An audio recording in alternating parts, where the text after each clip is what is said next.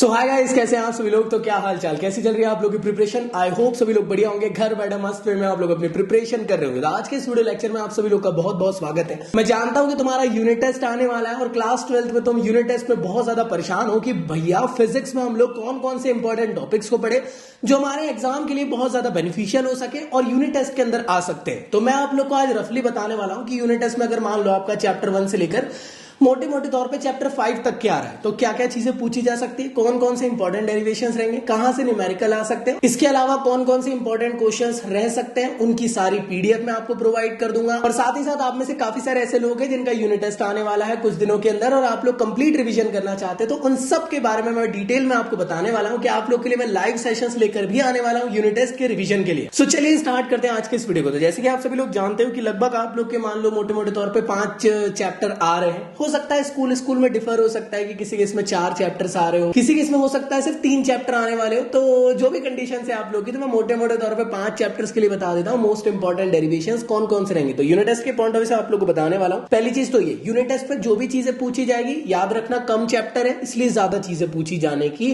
Possibility हो सकती है। क्लियर दोस्त। और ज्यादा लोड ना लो। यूनिट टेस्ट में अगर आप लोग अच्छा स्कोर करते हो तो बहुत अच्छी बात है, नहीं करते हो तो आप लोग अपनी गलतियों से सीखो और नेक्स्ट टाइम आप लोग अच्छे से प्रिपेयर रहो। लोड नहीं लेना। यूनिट टेस्ट के मार्क्स आप लोग के फाइनल एग्जामिनेशन में इंक्लूड नहीं होते। फाइनल का पेपर अलग है और यूनिट टेस्ट सिर्फ आप लोग को एग्जामिन करने के लिए कि कितना आप लोग प्रिपेयर किए। अब बात करते हैं अगर हम लोग चैप्टर नंबर 1 की, तो chapter number 1 electric charges and field है। इसमें से क्या चीज आप लोग को पूछी जा सकती है, तो देखो सबसे इंपॉर्टेंट डेरिवेशन है आप लोग का कि अगर आप लोग किसी डाइपोल को इलेक्ट्रिक फील्ड में रख दो तो क्या होगा। तो आप जानते हो कि टॉर्क प्रोड्यूस हो जाता है वाला डेरिवेशन बहुत इंपॉर्टेंट है। उसमें आप लोग को स्टेबल अनस्टेबल वाला केस भी आता है, जब थीटा की वैल्यू 0 और 180 डिग्री रहती है वाला केस भी पूछा जा सकता है। इसके अलावा यार एक्सियल इक्वेटोरियल वाला जो डेरिवेशन है आप लोग का, एक डाइपोल के एक्सियल में कितनी इलेक्ट्रिक फील्ड, इक्वेटोरियल में कितनी इलेक्ट्रिक फील्ड, वो पूछा जा सकता है। और गॉस लॉ की कोई भी एक एप्लीकेशन पूछी जा सकती है। ये काफी ज्यादा इंपॉर्टेंट बन जाता है। 3 एप्लीकेशन है, वायर वाली हो गई, एक शीट वाली हो गई, एक स्फीयर वाली हो गई। तो इन तीनों को अच्छे से प्रिपेयर कर लेना, बहुत ईजी है, ज्यादा डरने की जरूरत नहीं है। अगर कंफ्यूजन आ रहा है तो वन शॉट वीडियो अवेलेबल है, जाके देख सकते हो और आप लोग को अच्छे से चीजें क्लियर हो जाएगी। तो ये 3 डेरिवेशन मोटे मोटे तौर पर आपको बनने चाहिए। याले चैप्टर में से न्यूमेरिकल कहां से बन सकते हैं, तो गॉस लॉ के बेसिक फॉर्मूले पे बन सकते हैं, इलेक्ट्रिक फील्ड के फॉर्मूले पे बन सकते हैं। अब याद रखना ये डायरेक्ट न्यूमेरिकल नहीं रहेंगे, हो सकता है इसमें से Q which is equal to any वाले फॉर्मूले को मिक्स करके आप लोग को पूछा जा सके। तो 2-3 चीजों को मिक्स करके भी आप लोग को पूछा जा सकता है, ज्यादा लोड ना ले। साथ ही साथ 2 चार्ज रखे हुए, बीच में एक और चार्ज आ गया तो इक्विलिब्रियम के हिसाब से आप बताइए कितनी वैल्यू आएगी, मतलब उस चार्ज की डिस्टेंस क्या है। ऐसे वाले जो क्वेश्चन रहते हैं ना वो भी पूछे जा सकते हैं न्यूमेरिकल में।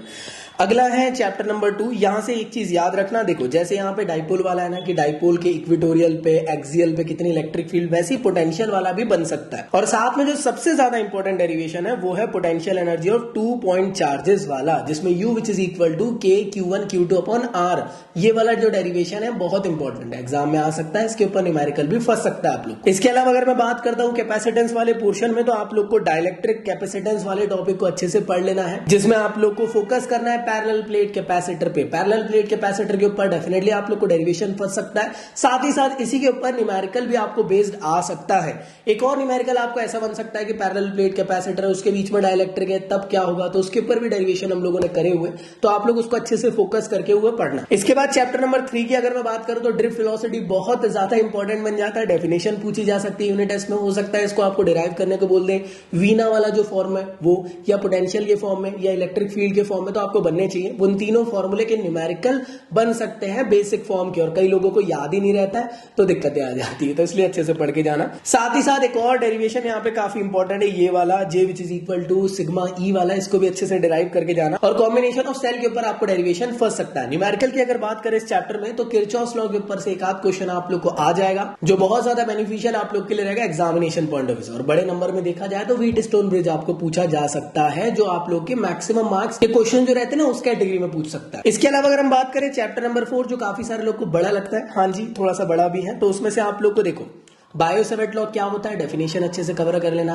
एम्पियर्स लॉ डेफिनेशन अच्छे से कवर कर लेना, क्योंकि ये यूनिट टेस्ट का पेपर है, यहाँ पे आपको छोटी छोटी चीजें बारीकियां पूछी जाती है। फाइनल एग्जाम में भले ही ये सब ना पूछे, बट हाँ इस एग्जाम में तो पूछी जा सकती है। उनकी जो रिस्पेक्टिव एप्लीकेशन है, जैसे बायो-सैवर्ट लॉ की जो एक एप्लीकेशन है जिसमें सर्कुलर लूप के बीचों बीच मैग्नेटिक फील्ड आपको निकालना है, वो बनना चाहिए। इसी के साथ साथ एम्पियर्स लॉ के अंदर जो आप लोग को इनफाइनाइटिसमली लॉन्ग स्ट्रेट वायर है उसके अराउंड में आप लोग को कैसी मैग्नेटिक फील्ड देखने को मिलने वाली है उसके बारे में भी आप लोग को पता होना चाहिए। इसके बाद कौन सा इंपॉर्टेंट डेरिवेशन हो सकता है, देखो दो पैरेलल वायर है, दोनों में सेम करंट जा रहा है तो क्या होगा, अगर एंटी पैरेलल वायर है और एक दूसरे के करीब है तो क्या होगा वाला जो डेरिवेशन है वो आप लोग को बन सकता है। उसके ऊपर न्यूमेरिकल भी आपको आ सकता है जिसमें फोर्स पर यूनिट लेंथ वाला जो फॉर्मूला बनता है। इसके अलावा आप लोग से ये वाला डेरिवेशन पूछा जा सकता है जिसपे बेस्ड गैल्वेनोमीटर है कि कितना टॉर्क जनरेट होता है अगर किसी करंट कैरिंग लूप को मैग्नेटिक फील्ड में अगर आप रख दो तो वहां से आप लोग को डेफिनेटली क्वेश्चन बन सकता है, न्यूमेरिकल भी बन सकता है या तो अगर आपको हो सके तो डेरिवेशन डायरेक्टली पूछा जा सके। इस चैप्टर में से 5 नंबर का क्वेश्चन तो गैल्वेनोमीटर का डायरेक्टली आ सकता है, जैसे इससे पहले में व्हीटस्टोन ब्रिज का आ जाएगा। तो गैल्वेनोमीटर को अच्छे से पढ़ लेना, प्रिंसिपल, कंस्ट्रक्शन, डायग्राम बनाना आना चाहिए, उसका छोटा सा डेरिवेशन है वो,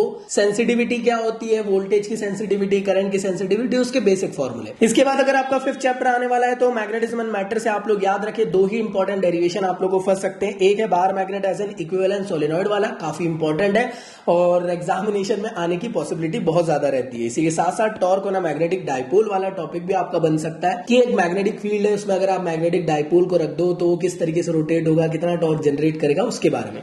ये डेरिवेशन कोई टफ नहीं है, जो चैप्टर 1 का डेरिवेशन है उसी का रेप्लिकेट फॉर्म है। वहां इलेक्ट्रिक फील्ड को ई से रिप्रेजेंट करते हैं, यहाँ मैग्नेटिक फील्ड को बी से कर दोगे तुम लोग, वहां इलेक्ट्रिक डाइपोल मूवमेंट को करते थे, यहाँ मैग्नेटिक डाइपोल मूवमेंट को करते हैं। तो एनालॉजी के फॉर्म में अगर आप चाहो तो कर सकते हो, बिना अगर आप लोग उसको देखे भी सॉल्व करना चाहते हो तो बस वैल्यू चेंज कर देना, क्यू की जगह स्मॉल एम रख देना, पी की जगह कैपिटल एम रख देना, ई की जगह पे बी रख देना, तो आपका डेरिवेशन सॉल्व हो जाएगा इसका। तो होप सो आप लोग के लिए ये टॉपिक्स इतने आने वाले होंगे, तो ये इंपॉर्टेंट डेरिवेशंस और टॉपिक आप लोग के लिए रहने वाले। इसके अलावा अगर आपको ऐसा लगता है कि भैया प्रैक्टिस करना है तो मैं लगभग चैप्टर नंबर 5 तक के आप लोग के लिए मोस्ट इंपॉर्टेंट क्वेश्चंस हर चैप्टर के मैं प्रोवाइड कर देता हूं, वेरी शॉर्ट और लॉन्ग क्वेश्चंस के विद आंसर के साथ। डिस्क्रिप्शन में मेरी वेबसाइट की लिंक गिवन है, वहां से जाके आप डाउनलोड कर ले उनको, सो दैट आप लोग यूटी में अच्छे से कवर कर सको। सारे क्वेश्चंस कर लेना, कॉन्सेप्चुअल क्वेश्चंस भी कर लेना, और जो डायरेक्ट क्वेश्चंस है वो तो मैंने आपको बता ही दिया। इसके अलावा भैया यार वो सब तो बात अलग है, हमारी ना प्रिपरेशन ही नहीं हुई तो क्या करें। तो एक काम करता हूं, कल के दिन से मतलब 13 जुलाई से लेकर 13 जुलाई, 14 जुलाई और 15 जुलाई, ये 3 दिन में मैं आप लोग का कंप्लीट रिवीजन करवा देता हूं टिल 5 चैप्टर तक के, पूरी कोशिश करेंगे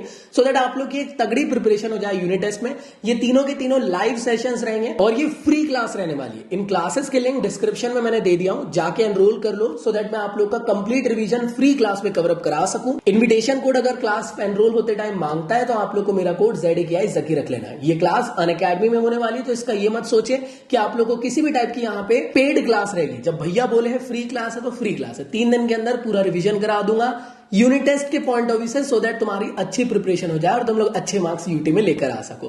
तो 13 तारीख, 14 तारीख, 15 तारीख डे 1, डे 2, डे 3 तीनों के लिंक डिस्क्रिप्शन में, जाइए एनरोल करिए। एनरोल करते टाइम कोई दिक्कत आ रहा है तो पहले अनअकैडमी का ऐप डाउनलोड कर लो, फिर उसके बाद सेम क्लास पे टैप करना। तो आप लोग को अगर इन्विटेशन कोड मांगता है तो मेरा नाम ZAKI ज़की डाल देना, सिर्फ इन्विटेशन कोड से आपकी फ्री क्लास एनरोल हो जाएगी और मैं क्वेश्चन प्रैक्टिस को भी दूंगा, तो आप लोग घर पे उसको जरूर करना, ठीक है। तो चलिए एंड करते हैं आज के इस वीडियो को, मिलता हूं मैं नेक्स्ट वीडियो में। होप सो ये वीडियो तुम्हारे लिए बेनिफिशियल रहा हो। इसी के अलावा और कौन सी वीडियोस तुमको चाहिए मुझे कमेंट बॉक्स में जरूर बताएं। तो मिलता हूं मैं नेक्स्ट वीडियो में, जब तक के लिए गुड बाय।